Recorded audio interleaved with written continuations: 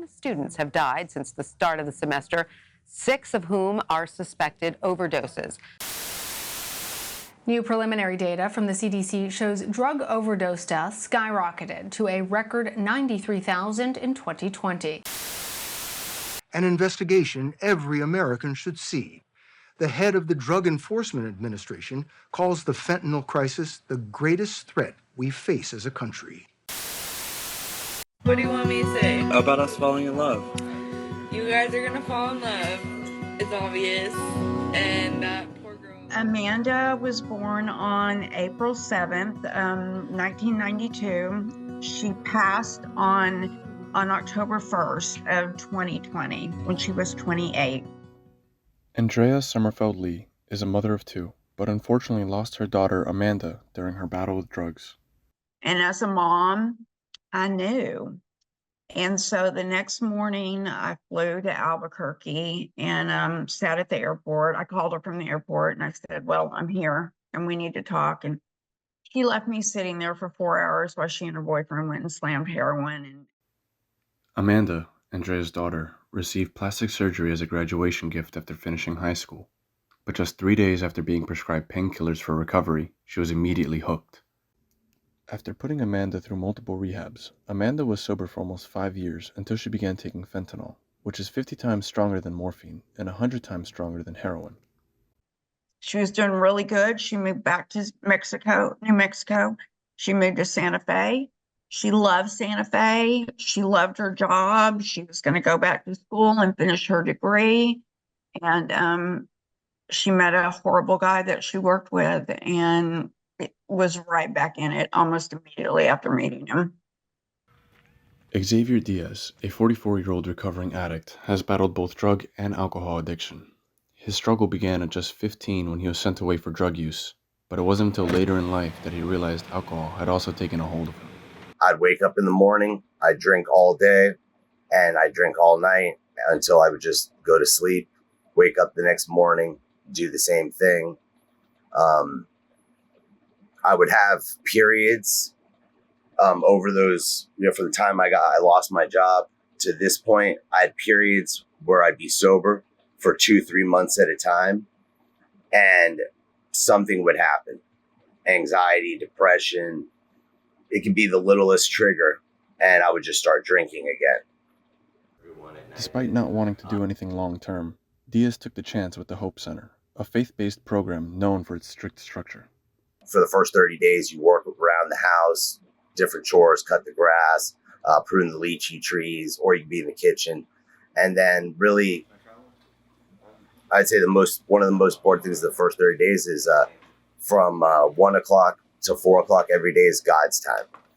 So what that gives you a chance to do is like build a relationship with God, with Christ. Like I said, I believed in God, but I didn't know what it was to have a relationship. And it just gave me that opportunity to really start. It just started to feel like maybe things would be different, that I wasn't by myself.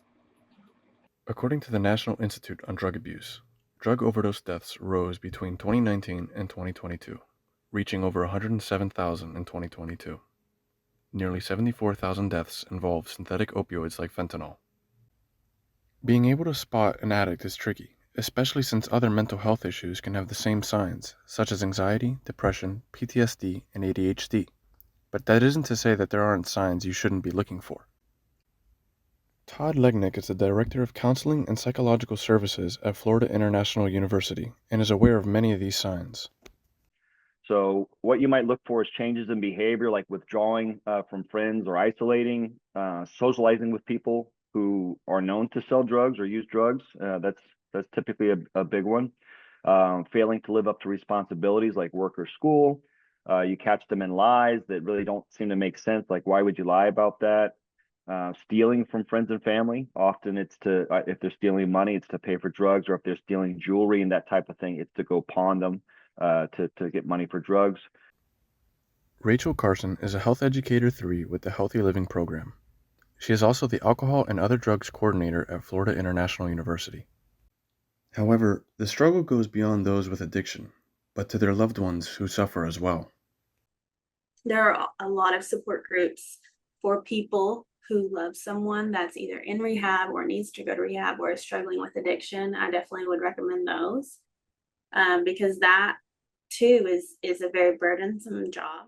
Although experiencing a pain no mother should, Andrea found herself searching for the best in this situation. Despite losing a daughter, she gained a purpose with the Fentanyl Awareness Coalition, which helps her inform people of not only the dangers of the drug, but of her daughter's story. And that's also another thing that you have to deal with is the guilt from the positivity that comes from your child dying. I mean, just think about that. I mean, it's not supposed to be positive, right? But you have to turn your pain into purpose in order to be able to continue on with your life. Javier Morajon became the leader of the Miami Hope Center after befriending its founder, Josh Hanna, who thought Javi would be the perfect fit for the job. Javier wasn't so sure until he prayed on it. I go up to Tennessee, spend a couple of days, and I call my wife from up there because I'm praying in the hotel room, and I'm asking God, what am I doing here? What's my purpose? Why am I here? And brother, as clear as I'm talking to you right now, I felt God speak to me and tell me that I needed to be the director of this program. Although now he's a role model, Javier once had his own struggles with drug addiction. My second marriage, I was smoking a lot of weed. I was smoking a lot of weed with cocaine, smoking crack. And I ended up going into a rehab in 2007. It was a Christian-based program in Opelika. I did that for a year. When I was done with the program, I relapsed the day I got out of the program. Many people silently struggle with addiction, unsure of where to turn or how to begin healing. We asked, what would you say to someone who needs rehab but refuses the help? And so I would tell every parent, learn from my mistakes, vet the rehabs, and don't let your children be around people that are using drugs in high school and middle school, and learn from my mistake. Just that there's always a way out. There's, even when it seems like there's no hope, there is hope. Getting out of addiction isn't easy. You gotta want it. They can't do it for anyone other than themselves. It's never too late to ask for help. Recovery is always possible, no matter where you are in your journey. The first steps take courage, but it can change everything.